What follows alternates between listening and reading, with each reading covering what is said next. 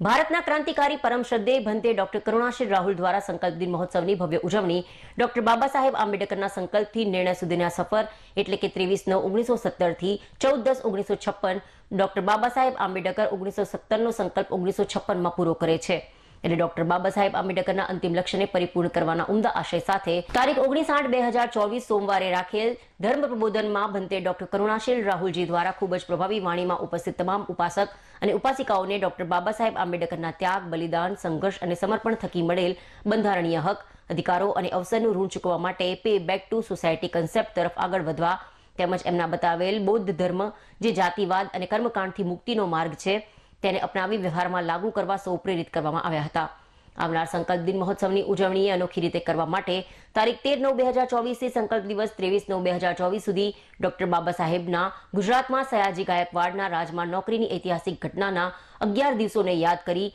ધર્મભૂમિ દ્વારા શ્રામણી શિબિર તેમજ વિપસનાના ધ્યાન સાધના શિબિરનું આયોજન કરવામાં આવ્યું છે।